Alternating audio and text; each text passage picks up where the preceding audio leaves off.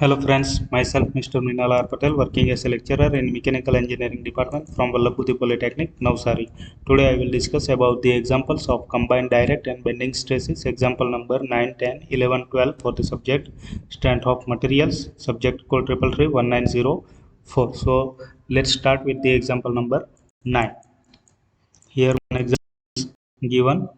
એક લંબચોરસ 200 mm અને 100 mm આડછેદ ધરાવતા સ્તંભ પર એક ઉત્કેન્દ્રિત બળ લાગે છે. જો મેક્સિમમ અને ન્યૂનતમ પ્રતિબળ 80 મેગાપાસ્કલ અને દાબ -20 મેગાપાસ્કલ તાણ ઉદ્ભવતા હોય તો બળનું મૂલ્ય શોધો. જો મેક્સિમમ અને ન્યૂનતમ પ્રતિબળ 80 મેગાપાસ્કલ, દાબ 20 મેગાપાસ્કલ, તાણ ઉદ્ભવતા હોય તો બળનું મૂલ્ય શોધો. એટલે દાબ બળ આપણને આપેલું છે, કમ્પ્રેસિવ બળ આપેલું છે 80 મેગાપાસ્કલ અને તાણ એટલે ટેન્સાઇલ બળ આપેલું છે આપણને 20 મેગાપાસ્કલ. એટલે એની વેલ્યુ આપણે માઇનસમાં લઈએ છીએ.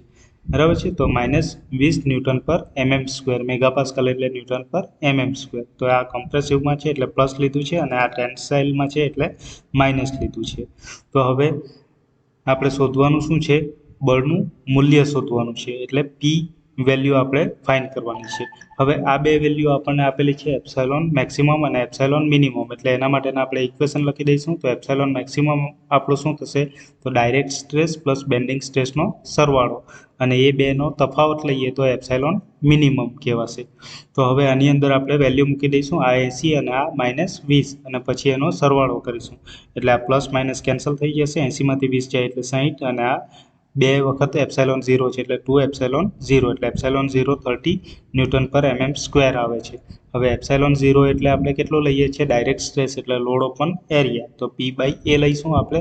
તો અહીંયા આગળ આપણને આની વેલ્યુ મળી ગઈ છે એટલે એ 30 લખીશું, અને એ કેટલો થશે? તો એ એટલે આપણો લંબચોરસ સેક્શન છે 200/100, એટલે 200/100 આપણે લખીશું. એની જગ્યાએ એને આની સાથે મલ્ટીપ્લાય કરી દઈશું એટલે પીની વેલ્યુ આપણને 600 કિલો ન્યૂટન મળી જશે. આમ 6 લાખ ન્યૂટન મળે છે, પણ એને આપણે 3 પોઈન્ટ કાપીને લખીએ એટલે 600 કિલો ન્યૂટન થશે.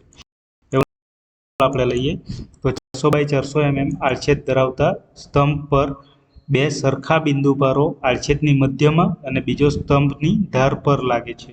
જો મેક્સિમમ કુલ પ્રતિબળ 10 ન્યૂટન પર mm સ્ક્વેર હોય તો બિંદુ ભારનું મૂલ્ય શોધો.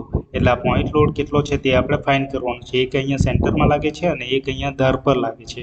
આ સેક્શન આપણો ચોરસ આડછેદ છે 400/400. તો અહીંયા આગળ આ જે ડિસ્ટન્સ છે, આ ડિસ્ટન્સ કેટલું થશે? તો અહીંયા આગળ આ સેન્ટર લાઈન લીધી છે, તો અહીંયાથી આટલું ડિસ્ટન્સ આપણું થશે 200. એટલે આ ઈ જેટલું ડિસ્ટન્સ 200 mm થશે. હવે z ઇક્વલ ટુ થશે I/y. તો I આપણે ક્યાં લગાડીશું? અહીંયા આગળ લોડ લાગે છે એટલે આપણે db³ લઈએ છીએ. તો d અને આ b નો ક્યુબ એટલે 400/400 નો ક્યુબ ડિવાઈડ બાય સ્ક્વેર, અને 200 જેટલું ડિસ્ટન્સ આવશે y, કારણ કે અહીંયાથી આટલું ડિસ્ટન્સ, તો એ ડિસ્ટન્સ આપણું 200 કહેવાશે. એ આપણે અહીંયા લખી દઈશું. એટલે z ની વેલ્યુ આપણને મળી જાય છે 10.67 × 10⁶ mm³. એના પછી E અને Z ની વેલ્યુ આપણને મળી ગઈ છે. તો હવે એપ્સાઇલોન મેક્સિમમ આપણને આપેલું છે 10 ન્યૂટન પર mm સ્ક્વેર કમ્પ્રેસિવ. તો એ વેલ્યુ આપણે મૂકી દઈએ અને એપ્સાઇલોન મેક્સિમમનું ઇક્વેશન આપણે મૂકીશું P/A + M/Z. પણ બે લોડ લાગે છે એટલે બીજો ફરીથી પાછો લોડ લઈએ P/A + M/Z, અને બંનેનો સરવાળો કરીશું. હવે 10 આપણે અહીંયા આગળ મૂકી દઈએ છીએ. હવે P/A, P આપણે શોધવાનું છે. અહીંયા આગળ મોમેન્ટ આપણે લઈશું તો 0 થશે, કારણ કે અહીંયા આગળ ફિગરમાં જોઈ શકીએ છીએ આપણે કે જે લોડ લાગે છે તે સેન્ટર પર લાગે છે. સેન્ટર પરથી આપણે સેન્ટર સુધી જ મોમેન્ટ લઈએ તો એ ડિસ્ટન્સ તો 0 છે, એટલે આની મોમેન્ટ તો 0 થઈ જવાની છે. બીજા લોડની મોમેન્ટ આપણી કેટલી આવશે? તો આટલો લોડ P અને આટલો ડિસ્ટન્સ, એટલે ડિસ્ટન્સ આપણું 200 છે. તો એ બીજા લોડની મોમેન્ટ આપણી P × 200 આવશે. તો એ P × 200 જેટલી વેલ્યુ આપણે અહીંયા આગળ લખી છે.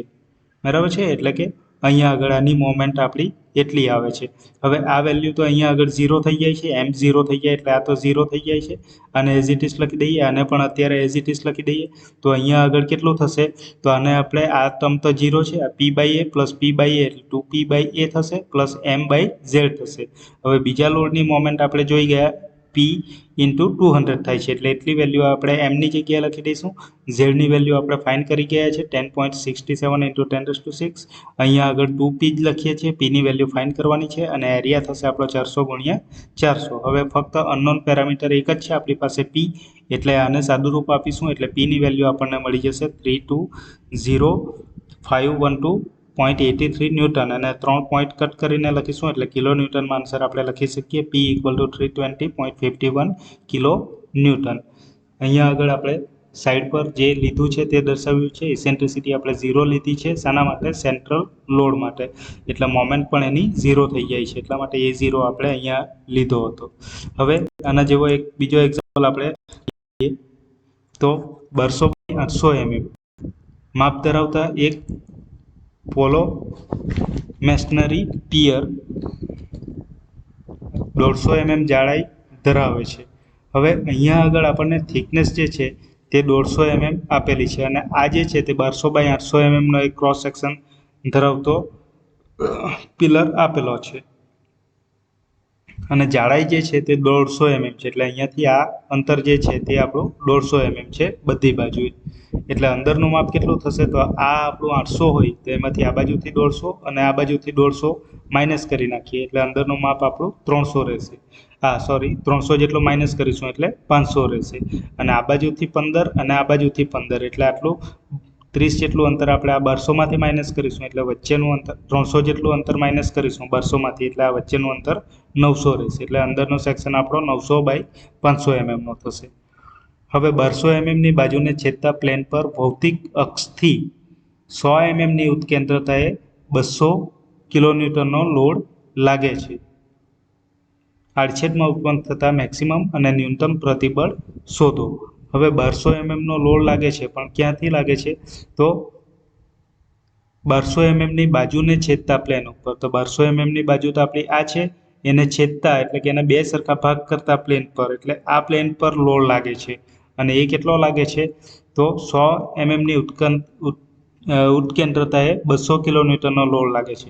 હવે અહીંયા આગળ તો લોડ લાગે જ છે એટલે આમ ડિસ્ટન્સ તો નથી, પાછું ઉત્કેન્દ્રતા કેટલું છે? તો અહીંયા આગળ ઉત્કેન્દ્રતા આપણને આપેલી છે, તો આટલી 100 mm ની ઉત્કેન્દ્રતા છે એના પર લોડ લાગે છે 200 કિલોન્યુટનનો. તો આ લોડની વેલ્યુ છે 200 કિલોન્યુટન, જે આપણે અહીંયા લખી દઈશું અને આપણે લખી દઈશું ડિસ્ટન્સ જે છે આટલું એ 100 mm આપેલું છે. હવે આપણે મેક્સિમમ અને મિનિમમ બેન્ડિંગ સ્ટ્રેસ ગણવાના છે. તો Z ઇક્વલ ટુ I/Y થશે.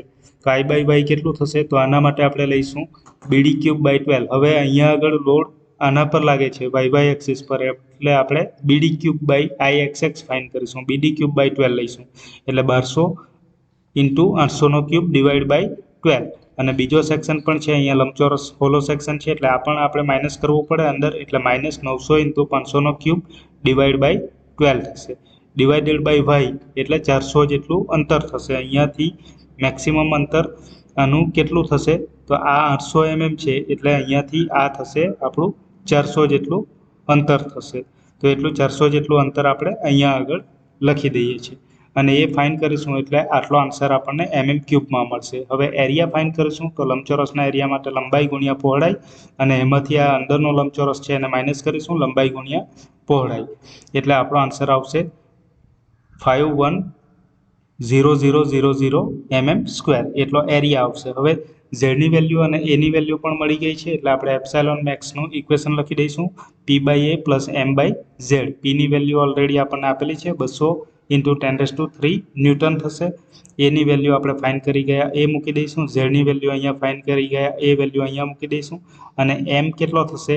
તો 200 ઇન્ટુ 10⁻³ જેટલો લોડ છે અને એ કેટલા પર લાગે છે? અહીંયાથી આમ લોડ લાગે છે તો આપણે અહીંયા સેન્ટર પર પહોંચવાનું છે તો આટલું 100 જેટલી ઉત્કેન્દ્રતા છે એટલે એટલું ડિસ્ટન્સ છે, તો એટલું ડિસ્ટન્સ આપણે લઈશું 100 જેટલું. તો એ આપણે અહીંયા દર્શાવી દઈશું એટલે આપણને જે વેલ્યુ મળે છે તે પોઝિટિવ વેલ્યુ મળે છે એટલે એને આપણે કમ્પ્રેસિવ કહીશું અને એ જ રીતે એપ્સાઇલોન મિનિમમ ફાઇન્ડ કરીશું તો એની અંદર આપણે માઇનસ લઈશું એટલે અહીંયા આગળ આપણે માઇનસ સિમ્બોલ કન્સિડર કરીશું અને એ પણ આપણી પોઝિટિવ વેલ્યુ જ આવે છે એટલે એ પણ કમ્પ્રેસિવ જ કહેવાશે 0.201 Nm². તો આ વેલ્યુને આપણે અહીંયા આગળ દર્શાવીશું અને આ મોટી વેલ્યુને આપણે બી ધાર પર દર્શાવીશું અને એને સ્ટ્રેટ લાઇન વડે જોઈન કરીશું એટલે શિયર સ્ટ્રેસ ડાયાગ્રામ આપણને મળશે. એના પછી નેક્સ્ટ એક શોર્ટ એક્ઝામ્પલ લઈએ. એક લંબચોરસ આડછેદના માપ 450/300 છે, તો એનો કોર ડાયાગ્રામ ડ્રો કરો. તો 450 અને 300 હોય તો એનો કોર ડાયાગ્રામ અહીંયા સેન્ટરમાં આવે છે. તો એ કેટલું થશે? તો લંબચોરસ સેક્શન માટે આ બાજુ ડિસ્ટન્સ આપણને b/6 મળે છે અને ઉપર ડિસ્ટન્સ આપણને d/6 મળે છે, બરાબર, જે આપણે આગળ ઇક્વેશનમાં જોઈ ગયા. તો સિમ્પલી ફક્ત એટલું જ ફાઇન્ડ કરવાનું રહેશે. ex અક્ષથી કેટલું છે? તો b/6. ex એટલે હોરિઝોન્ટલ ડિસ્ટન્સ કેટલું છે, હોરિઝોન્ટલ ઉત્કેન્દ્રતા કેટલી છે, એટલે y એક્સિસ થી અંતર કેટલું છે હોરિઝોન્ટલ ડિરેક્શનમાં. તો b/6 એટલે b આપણને આપેલું છે 450, તો 450/6 કરતાં 75 mm મળે છે. અને ey એટલે ઉપરની ડિરેક્શનમાં, વર્ટિકલ ડિરેક્શનમાં ઉત્કેન્દ્રતા કેટલી મળે છે?